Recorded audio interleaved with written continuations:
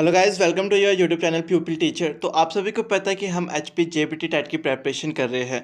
तो JBT TET की preparation के रिगार्डिंग हमने बैच को बिठाया है, जो कि आपका बैच नंबर 2 है, जिसकी फ़ीस आपके पास टोटल 400 रुपीज़ रहने वाली है और लास्ट 50 सीट्स हमारे पास अवेलेबल हैं। और मेरा व्हाट्सएप नंबर आपको स्क्रीन पे दिख रहा है। और एडमिशन की जो लास्ट डेट है वो आपके पास 20 मार्च है। 20 मार्च के बाद हम क्लासेस को स्टार्ट कर लेंगे। तो क्लासेस को ज्वाइन करना चाहते हो आप तो मेरा व्हाट्सएप नंबर पे मेरे को पर्सनली मैसेज कर देना और अपनी जो सीट है उसको बुक करवा देना। तो फिलहाल करते हैं कुछ मॉडल टेस्ट पेपर के बारे में हम बात, जो कि हमारा इंग्लिश सेक्शन का है। तो सबसे पहला क्वेश्चन है हमारे पास, close the window change into passive voice. तो क्लोज द विंडो जो आपके पास है इसको आपने चेंज करना है काय में, पैसिव वॉइस में।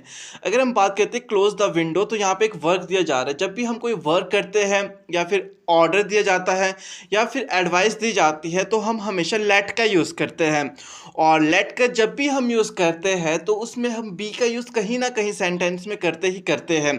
अगर आपके पास कहीं भी आप लेट का यूज़ कर रहे हो तो जिसके ऊपर वर्क कर रहे हो, जैसे क्लोज द विंडो, विंडो के ऊपर वर्क कर रहे हो, विंडो को आप बंद करने जा रहे हो, इट मीन जो विंडो है उसके बाद बी का यूज़ होगा। अगर हम यहाँ देखते हैं तो ऑप्शन जो ए है आपका वो बिल्कुल सही है, क्योंकि यहाँ पे लेट का यूज़ भी हुआ है और बी का यूज़ भी हुआ है।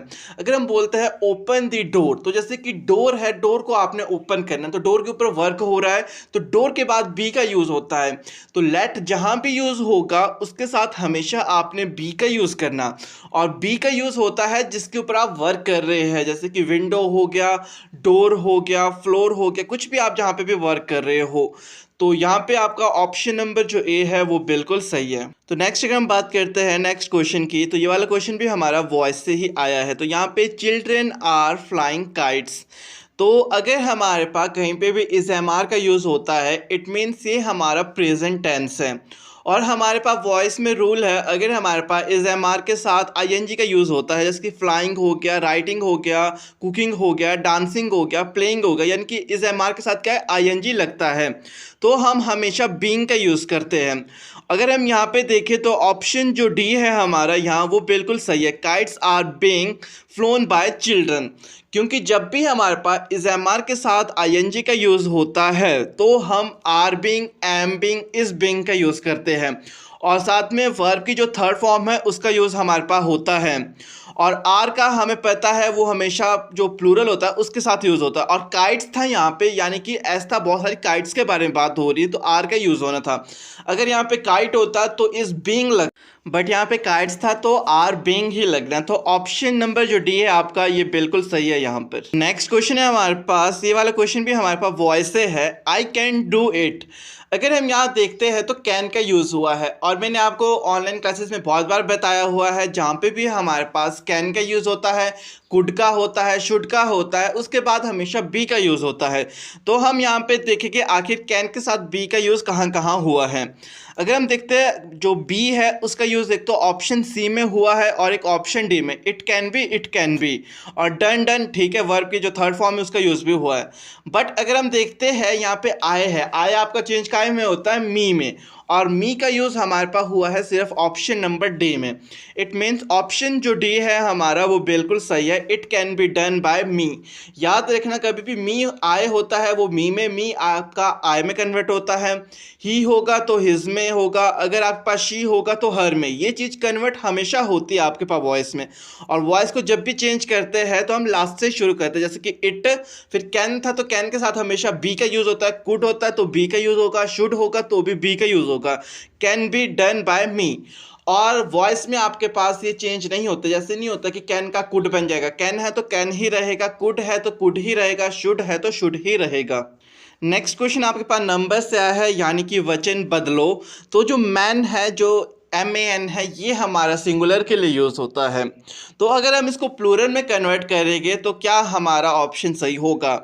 अगर हम ऑप्शन ए की बात करते हैं, एम ए एन एस, ये आपका नहीं होगा।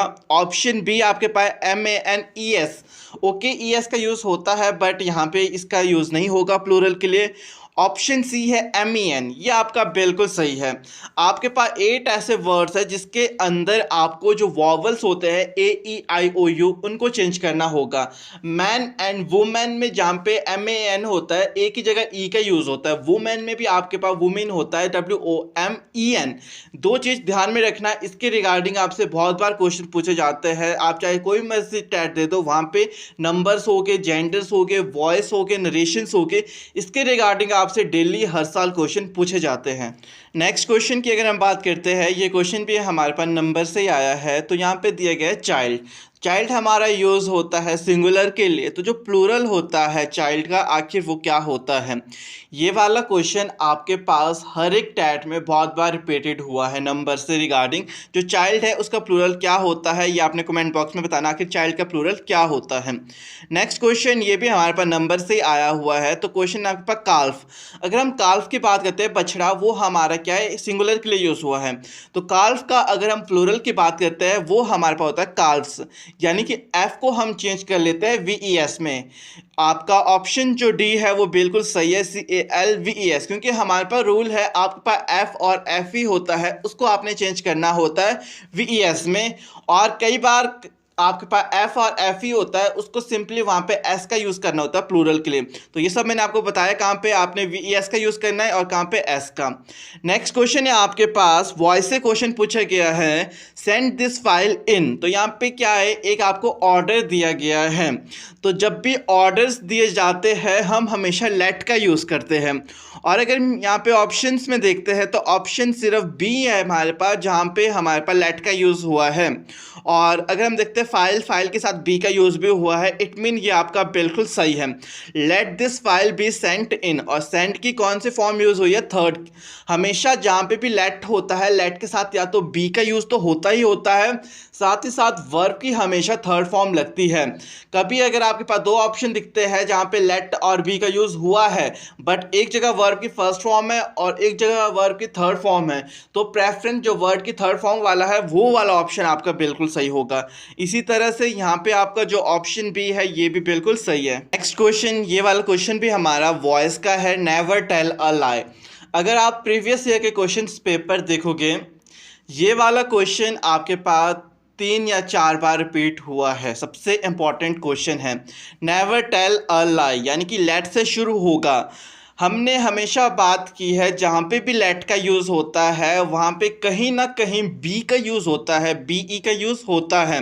तो अगर हम यहाँ पे देखते हैं अपने ऑप्शन, तो सिर्फ एक मात्र ऑप्शन है हमारे पास, ऑप्शन ए, जहाँ पे बी का यूज़ हुआ है। तो इसका मतलब जो हमारा यहाँ पे ऑप्शन ए है ये बिल्कुल सही है। Let a lie never be told, साथ में जो टेल था उसकी थर्ड फॉर्म भी यहाँ पे यूज़ हुई है। आप हमेशा अपने क्वेश्चन को इसी तरीके से सॉल्व करना, कभी दिक्कत नहीं होगी। लेट के साथ हमेशा बी का यूज़ होता है। सबसे पहली चीज़ यही फाइंड आउट करना है अपने ऑप्शन में, क्योंकि यहाँ पे आपको पूरा चेंज करने की ज़रूरत नहीं पड़ती है, आपको पहले ही ऑप्शन दे रखे होते हैं। कॉम्पिटिटिव एग्जाम के सिर्फ इतना फ़ायदा होता है अगर आपको रूल्स अच्छे से पता है, सब कुछ जो पता है, टिप और ट्रिक्स पता है, तो आपने सिर्फ ऑप्शन में वो चीज़ ढूंढनी होती है और आपका जो आंसर्स होता है वो इजीली फाइंड आउट हो जाता है। बाकी अगर आप और अच्छे से अपनी टैट की प्रिपरेशन करना चाहते हो, मैंने वीडियो के स्टार्टिंग में बताया है, हमने बैच ओपन किया है जिसमें कि आपको बिल्कुल अच्छे से करवाया जाएगा और आपके सारे के सारे जितने भी डाउट्स हैं वो क्लियर करवा दिए जाएंगे। नेक्स्ट क्वेश्चन है हमारे पास, ये वाला क्वेश्चन भी वॉइस से आया है, he was writing a letter. तो यहाँ पे क्या है, आपके पास वॉज के साथ ING का यूज़ हुआ है, he was writing a letter. हमारे पास एक रूल है, अगर हमारे पास वॉज प्लस ING लग जाता है या फिर वर्ब प्लस ING लग जाता है, जैसे कि was writing, was reading, was cooking, was playing या वर प्लेइंग, वर कुकिंग, तो हम हमेशा या तो वॉज बीइंग को ऑप्शन में ढूंढते हैं या फिर वर बीइंग को। अगर हम यहाँ देखते हैं वॉज बीइंग जो यूज़ हुआ है वो सिर्फ आपका ऑप्शन बी में यूज़ हुआ है। साथ ही साथ वर्ब की जो फॉर्म यूज़ होती है वो हमारे पास थर्ड फॉर्म यूज़ होती है। अगर हम ऑप्शन बी की बात करते हैं, ये है हमारे पास, a letter was being written by him. साथ ही साथ वॉज का यूज़ हुआ है, वॉज के साथ बीइंग का यूज़ हुआ है, बीइंग के साथ वर्ब की थर्ड फॉर्म यूज़ हुई है। इट मीन्स हमारा ऑप्शन भी बिल्कुल सही है।